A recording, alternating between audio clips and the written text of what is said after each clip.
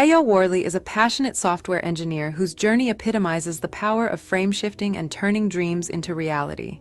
Though he didn't study computer science, his self-taught engineering path has led him to build impactful software solutions across 4 continents over 6+ years.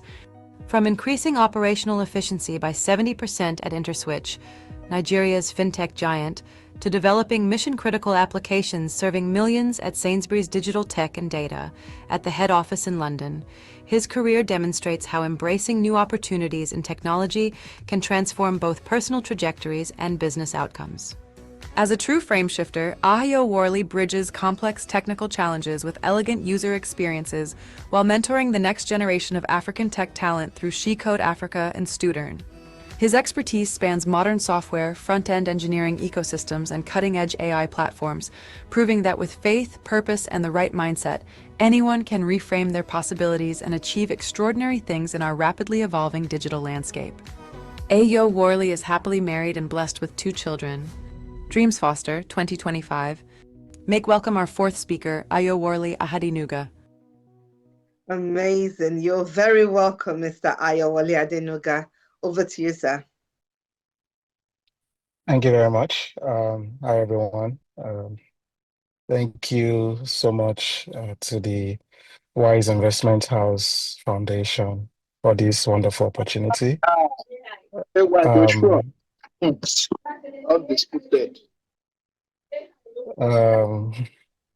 It's an honor to be amongst the speakers for the DreamsFosters conference this year, and I want to appreciate the speakers that have come before me.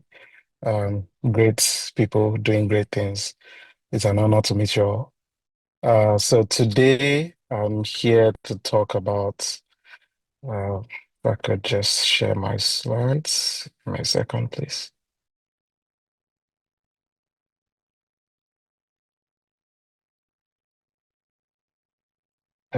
Please confirm if you can see my screen. Yes, we can see your screen. Thank you very much. Yeah, so we're here today to talk about something that can feel very intimidating, but it's actually full of opportunities. Embracing technology and media, but I like to believe media is part of technology. So let's just say embracing technology generally. And my goal here today is to show you all how you can use technology to transform your own dreams into reality, whether it's starting a new career or growing your businesses, or just becoming more effective in your current role. Like the introductory message rightly says, I did not study computer science. I, in fact, studied zoology in school. And many of you would wonder, how did a zoologist become a software engineer? It's simple. It's by dreaming and following through with it. So now I know some of you might be thinking, I'm not a tech person, I cannot do programming, I'm not so smart, I can't code. Where would I even start from? Well, I'm here to put those worries to rest. Today is all about practical and low stress ways you can benefit from technology. You absolutely, and I repeat, you absolutely do not need a background in tech to succeed. The 2 most important things that you need are curiosity and a little bit of consistency. Like Dr. Akintude already mentioned, consistency seems to be a word that keeps reappearing in everybody's presentation today, which means it has to be very important, right? So by the end of our time together today, I hope that you will have a clear path forward. You'll be able to choose a direction that excites you. Might be by knowing some beginner-friendly tools to start with, and to commit to one small achievable goal or project to build your confidence. Now, why now? I mean, it seems to be an age of tech, the age of tech and media and AI, what have you. Well, the answer is simple. It's because we are in a unique moment where three powerful forces are coming together. And the first powerful one is that the barriers are lower. Before now, a lot of things that require massive budgets, building teams and doing what have you are now just affordable and accessible tools on the browsers, right? Like we have several tools that can do amazing, amazing stuff, but are now just free tools on the internet. The second point here is that there is a rising demand. Of course, organizations now need people who can do stuff, people who are like digital problem solvers who can bridge technology with business needs. And that's a role many of you are perfectly suited for.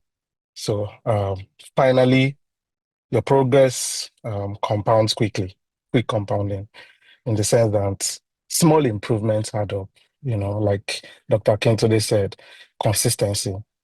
So when you create new opportunities, the confidence and measurable results are just months away, if not weeks. The timing is perfect for people who like to explore, people who are owners, people who are dreamers, essentially. You don't really have to do everything all at once. You can start by doing one small useful change that matters to your goal. Um, second. Now, the mind shift part. This is also something a lot of people have been talking about. I mean, your mindset is actually the origin of everything great. Um, we as immigrants, and I like to call us nomads, we already know what it feels like to be in a consumer mode. If you are from my country, in Nigeria, we consume a lot content, many things, what have you, and we produce very little. So if we are going to be successful with technology or achieve a lot with technology and media in today's era, you have to move your mindset from a consumer mode to a creator mode. This is something that Mr. Jayolurotimi also mentioned earlier. It's about mindset, seeing opportunities in creating value, solving problems. Now, the single most important change you can make starts right here in your mindset. It's about moving from being a consumer to being a creator. The consumer gets stuck watching tutorials, how to cook this, how to do that, how to, just watching it endlessly, assimilating and digesting so much knowledge on the internet, reading about other people's success and waiting for their own perfect moment. Well, a creator, on the other hand, starts building small things. It could be daily, it could be weekly, it could, testing ideas with real users.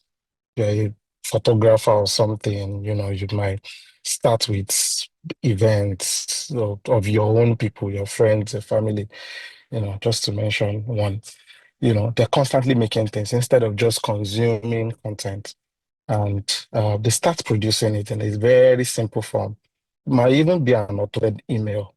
I have a friend that sends investment tips as a newsletter on a weekly basis, things like the stocks that are doing well in the stock exchange market and so on. Just tiny financial tips. Started with like 10 people, and today he has over 10,000 subscribers, and it is now a paid service. This was a hobby he started, not even his real job. It is still a hobby for him, but he's earning from that, So that's the mind of a creator at work. I'm trying to rush through because I've got like a lot of slides, so I'm just gonna be touching on them. Um, So, if you're interested in expanding your mindset, especially with technology today, this is an opportunity map, just to choose one lane. There are several no-code builders, and the meaning of no-code builder is like building digital Legos that are tools that gives you building blocks to build things. You don't need to have that technical background. Things are being simplified day in, day out. A quick example of that is, I don't know if anyone here has built a website using WordPress or even started a blog, in the past. You didn't have to be a programmer to start those things, right? So there are tools that exist for that. So, and those are just examples. So there are no code builder roles. Companies now actually legit hires people to use these tools to automate things for them. Um, Second one is the coding part, the automation part, where you create software, data pipelines, and test automations, and all those technical jargons, using programming languages and so on. This is my own field, and that's because I am more interested in the technical parts. Remember, I said in the beginning that curiosity is one of the biggest, so to speak, gingers here. Okay, so and then there are tech adjacent roles as well, which if you feel like you do well in coordinating things, project management, project coordination, you don't even need to have like the technical training for it, but you know deep down that this is a gift you've got. Uh, I'm happy to announce that this is a space you can thrive in with a little uh, online courses and so just to brush it up, you're set up for good. You can actually get tech jobs if that is what you want, or you can start something if you're an entrepreneur. Um, it's like a bridge between technology and business. In a proper tech company today, between the core nerd technical guys and the big business guys, there's always this gap, this bridge. We call them program managers, call them product managers.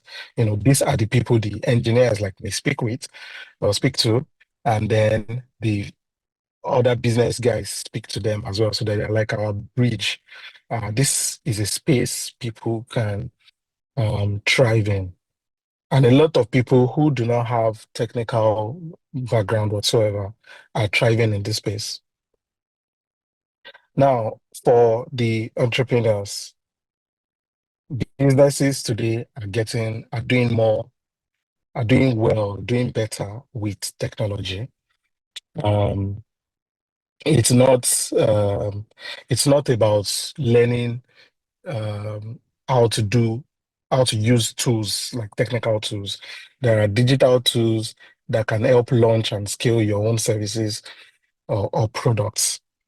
Like I said, if the friend of mine mentioned that does newsletters and so on, for him, before he would have to sit down, compose these emails and send them out.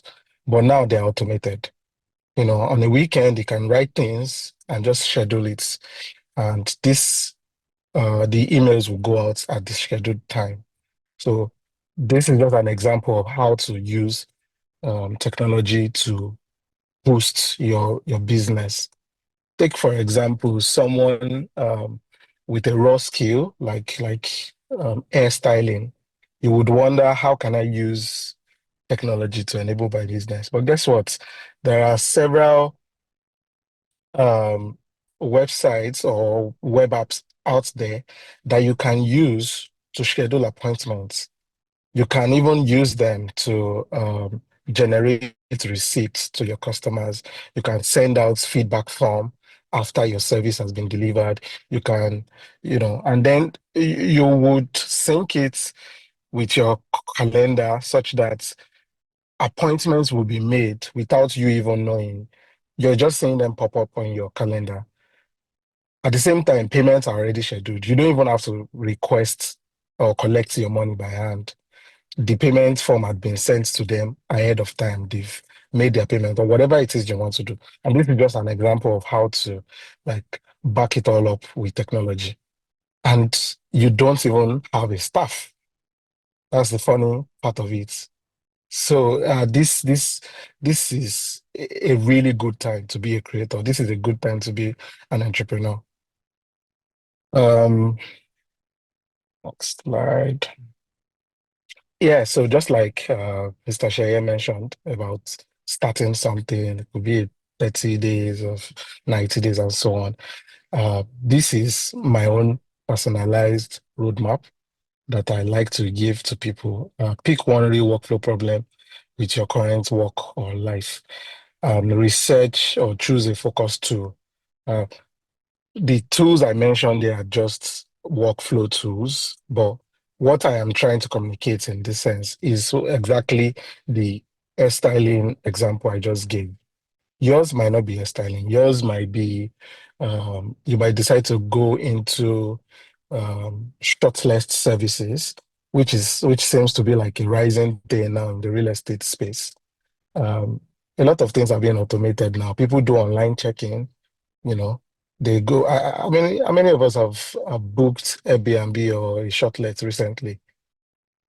I'm very sure many of you didn't even have to interface with a human all through. You pick up your key somewhere, and so on. And then the owner is somewhere. Immediately after you check out, the owner schedules a call with the cleaner. The cleaner goes, picks up the key, they cleans the room, and it's ready for the next guest. You know, this is that's a workflow. That's an example of a workflow. So, which means for every guest, there's a certain thing you do, check-in, automation, cleaning. Maybe you send, like I said, maybe you send them a feedback form or something. It's an entire flow that can be automated without you having to do anything. So you can start. There's so many tools out there that can enable you.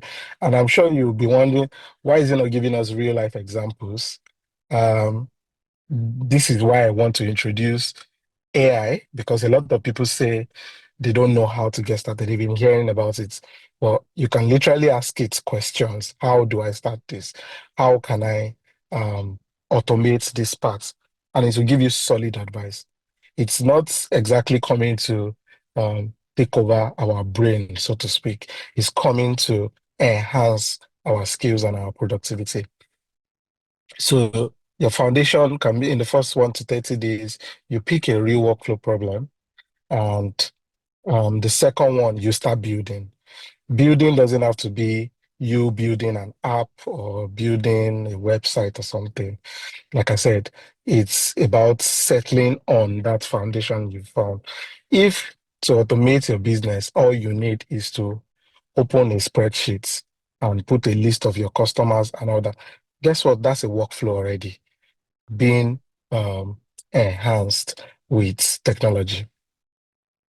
Then once you've done your building and you've seen how it's, with simple metrics, essentially, you can document them. This is a huge problem with, let me say, people from my country. A lot of things are not well documented, and when you ask people and founders, how did you do this? The first thing they tell you, oh, it's God, oh, nobody really wants to share your playbook. But like Mr. Sheye mentioned earlier, starting something, creating value can also be legacy, even for your children after you've gone, or even while you're still alive. So keeping documents, recording how you fix things or your plan essentially can and actually help you scale to larger, expectations. So, and by creating initial simple metrics, things you want to achieve, oh, by XYZ date, I want to have enough customers, this number of customers, so that if at the deadline, you were unable to make your goal, you can go back to the drawing board and see where the problem was. So after you've been able to achieve that, then you can do two or more of the same thing you've done. Just repeat it. If what you did before is solving a local problem, then it means if the problem exists elsewhere, you can copy the same model and go and reproduce. I know that because problems are local, solutions have to be local, right? Um, every environment doesn't exactly have the same specifics of the problem you're trying to solve. And so this is why iteration is good. This is why documenting is good. You can always go and tweak your initial process. So when you have these solutions in your bag, this is where portfolio comes in. Real estate people like to use the word portfolio. Oh, I've got 10 buildings, 10 properties in my portfolio, which means that they probably started with one, right? And as when they realized that they were successful with the first one, they started doing the next one. And so that is why portfolio is important. You can show off um, the projects you've done, the things you've been able to achieve. Um, Give me a second. Can't find my mouse. Yeah, I think I already mentioned this. Trying to go very fast. Yeah. So for those that are technical, like me, that wish to do technical things, their coding career as a kind of front-end development has to do with building websites, user interfaces like your mobile applications and so on. You can the possibility is endless with this if you're interested in programming. There are so many platforms online where you can learn. You don't have to have a computer science degree. You don't have to have a technical background. There are so uh, there are so many online teaching or schooling platforms where you pick up these skills from. But more importantly, even on YouTube that is publicly accessible to everyone, has so many things, if only you know what to look for. So the role for people that build websites and build is called front-end development. The next one that I'm sharing here is data analysis and engineering. And these are people who clean, analyze, and move data so that teams can make faster and better decisions. Every big company you see today, especially that has a tech backend, has a data analysis or data engineering department who refine their data. You'll be amazed at what big companies like Facebook, and Google, and so on do with our data. Many of you talk about specific things around your phone, and boom, you start seeing adverts around that same thing you spoke about. I mean, while we can all agree that this is our data privacy being uh, encroached upon, it actually offers value because you just might need those ads, right? So these are roles that do not require a background in, I mean, your traditional degree or college certificate or what have you.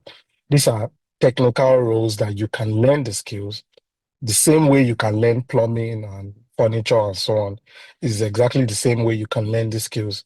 And the good thing here is that you don't have to step out physically. This can be learned completely online. QA and test automation. If you think you know how to spot faults, even though a lot of people might call you, you're so negative, you always talk about the disadvantages and so on and so on. Guess what? There's a role for you called QA and test automation. QA means quality assurance. it's exactly what it is. You are there to make sure that a product or a service being given is actually has good quality. You know, in the tech world, many of the software applications, website, and so on that we build are called products. So you are there to ensure that the products are reliable enough and people are safe around it. One of the growing questions in AI today is about safety, right? So this this can be a good stepping stone into the tech world for people who are interested. And to start this as well, there are certain tools you just need to master, and Bob's your uncle. Operations scripting. This is also quite technical. I think this more than anything requires more hands-on training. So there might be a bit of physical internship needed for this part, but I can tell you if you are an introvert and you like computer a lot, this might just be something that can work for you. Yeah, yeah, so just like in any job, when you're trying to start out, for people who want to build software, you can start with the basics, and the basic is the web part. The web parts by learning HTML, CSS, and JavaScript.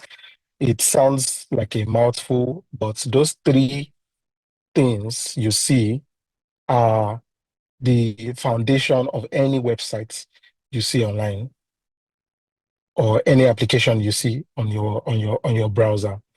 And so you can start with this by I'm going to definitely share my slides with the WIH Foundation management for whoever needs to start. But I don't want to like go too technical into how to get started because of people that are not really interested in the coding journey.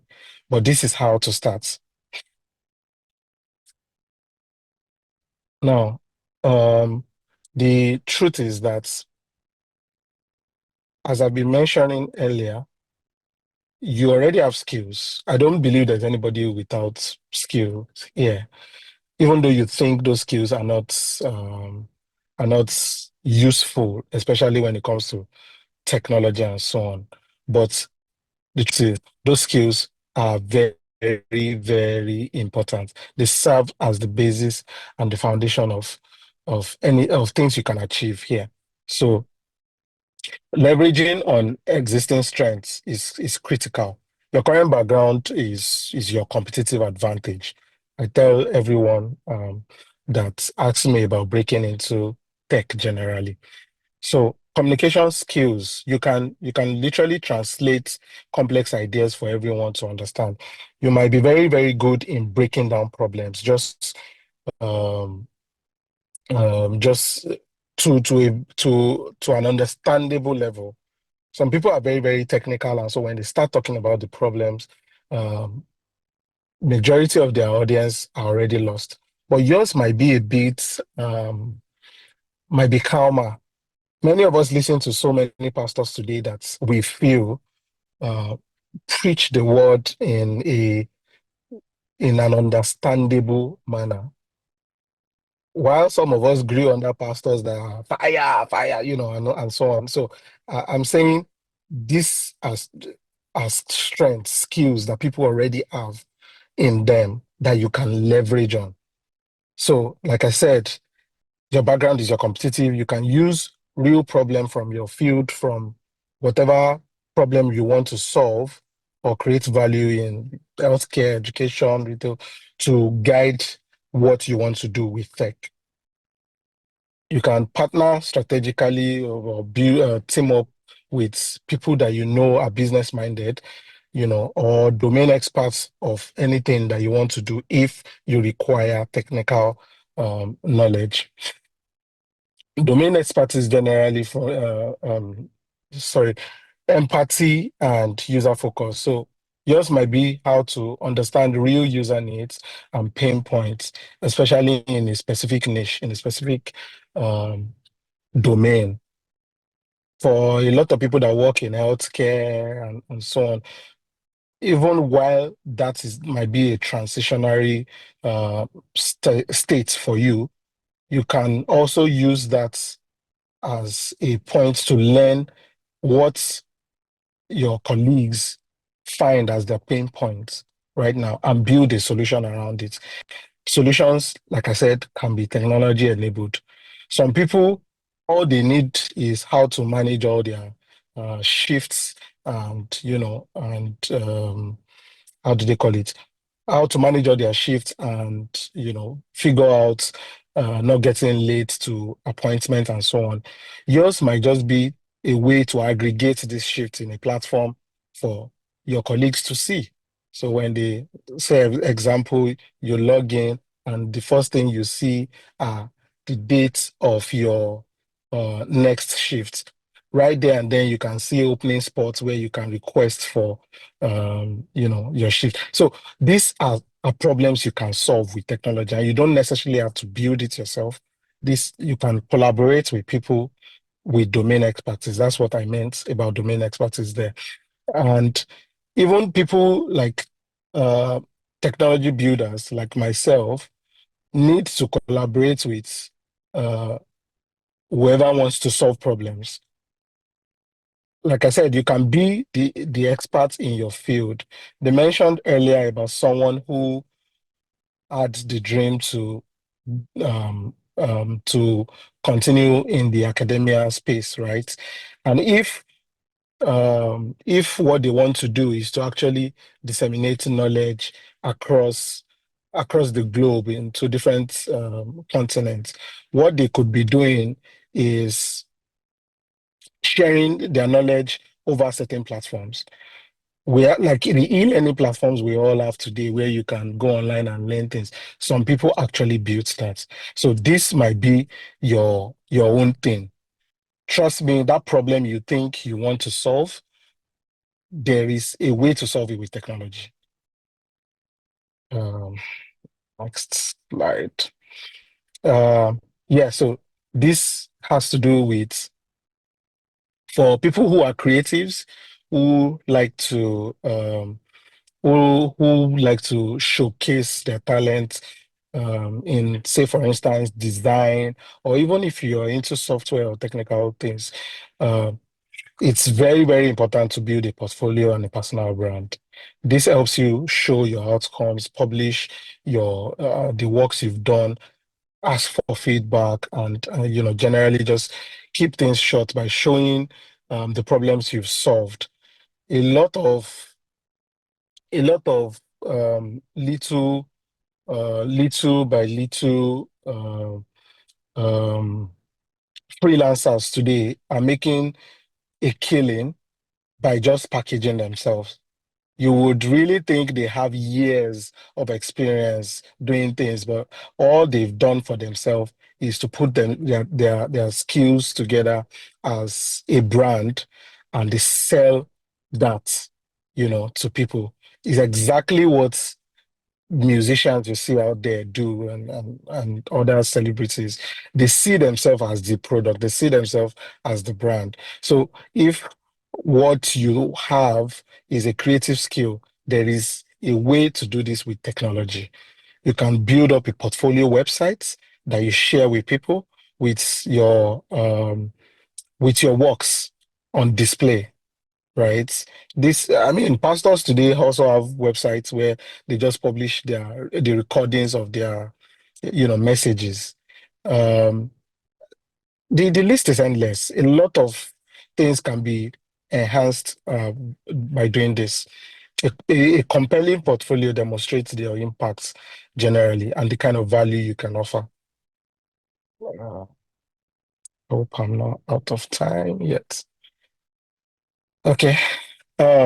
Now to people who are not really interested in landing tech roles and so on, but would just like to empower their businesses with AI. I've already been touching a little bit on this, but yes, these are things that can be automated. Communication can be automated. Customer support can be automated. Marketing and documentation. This can all be done for you with AI. I dare say for free, in fact, if you know the right tools to use, depending on the kind of business you are running. I already mentioned about my friend earlier that does newsletters, and this is exactly like his business model. Communicates, which is the real product, where he shares the newsletters. If you need to lodge a complaint and so on, he already has a platform for that he put up on his website and so on. You don't necessarily have to change your careers to embrace technology. AI can still offer immediate business value.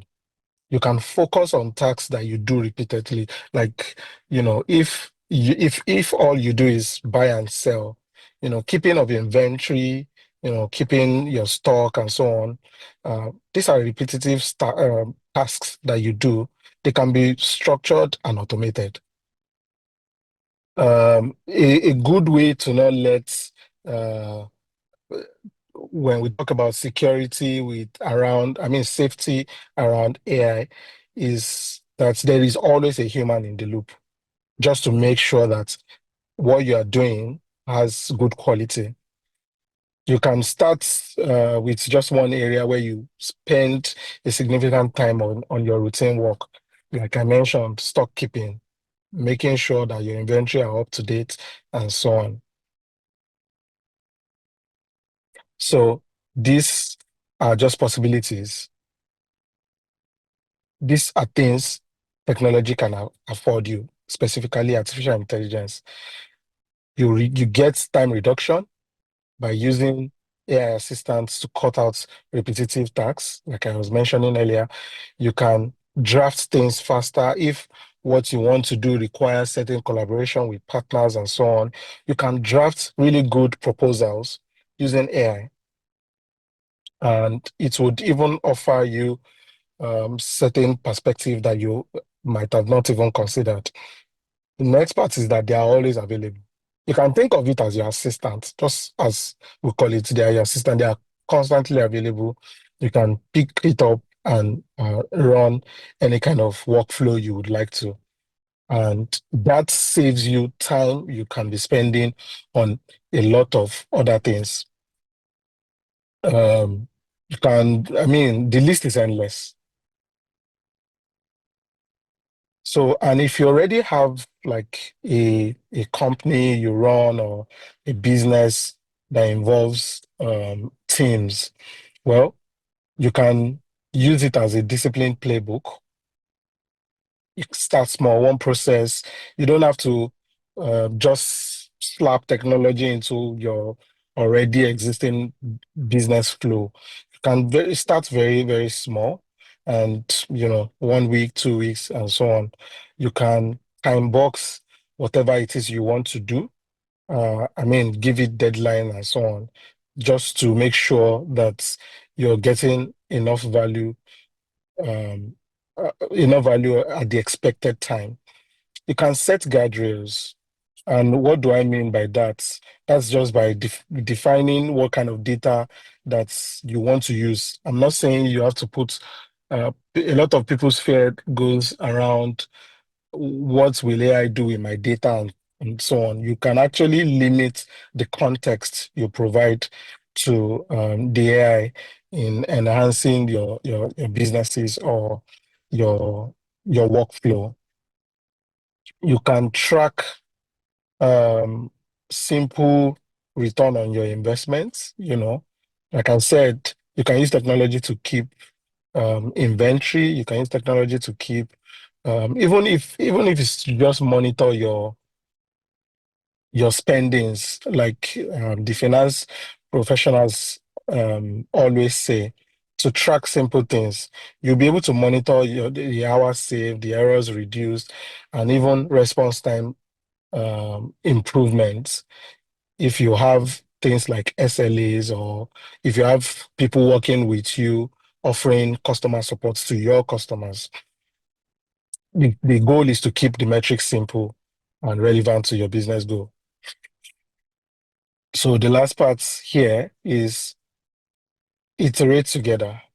You can hold retros or to gather feedback just to make sure that what you are doing with technology is giving you the right value.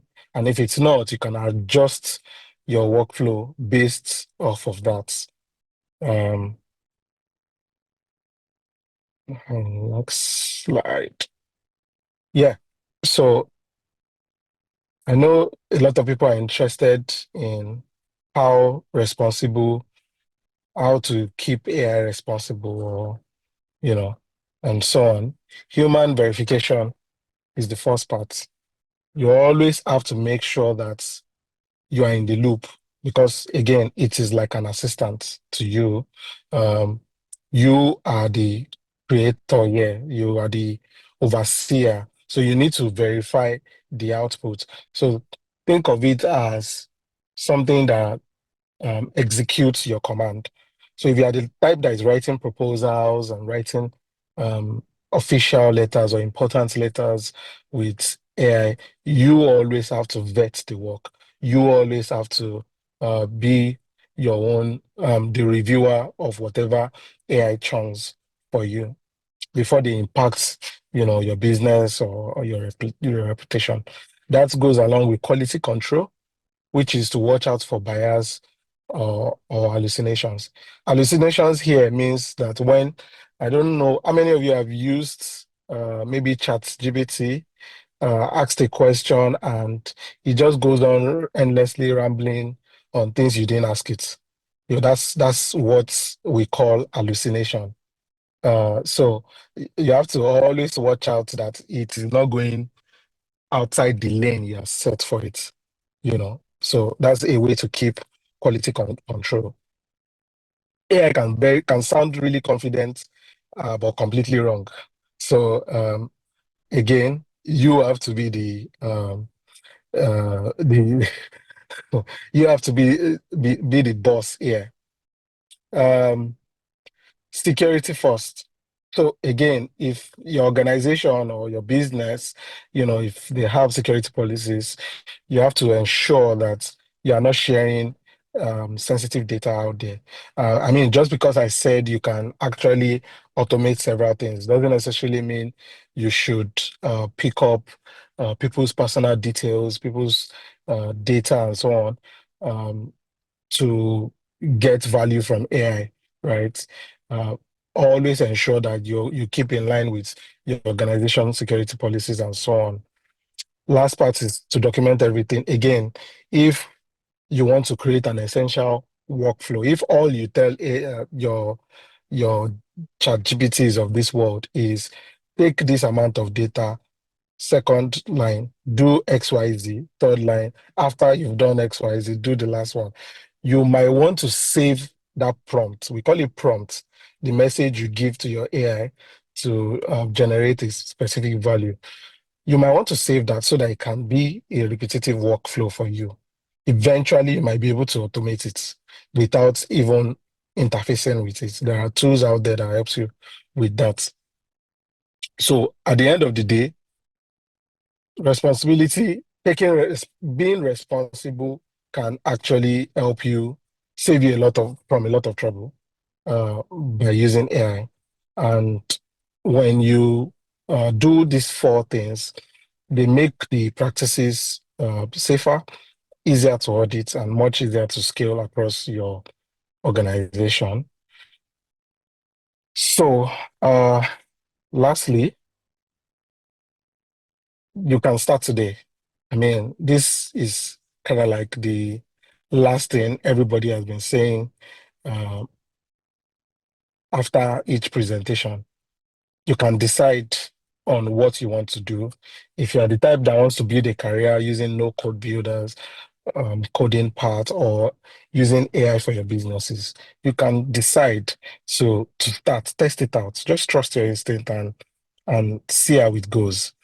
You can do the 30-day challenge or 60, 90-day, like Mr. Sheye mentioned earlier. Commit to one problem and just go off from there. You can always measure the outcome, right? So, but you don't have to do big things. You can start small. In fact, starting small helps you achieve faster. So, third one is to build something real. And this is to people who are very technical like myself.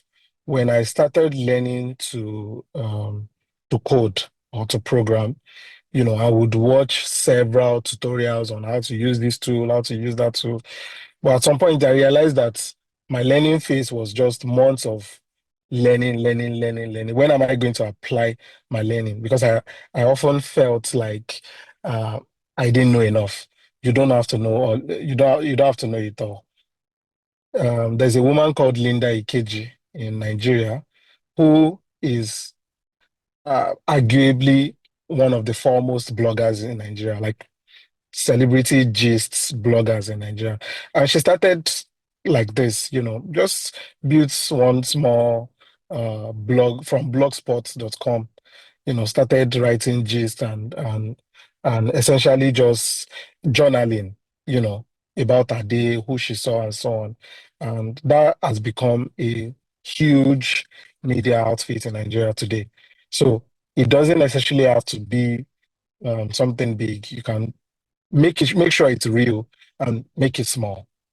You can always iterate, you can always change things along the line and make it work.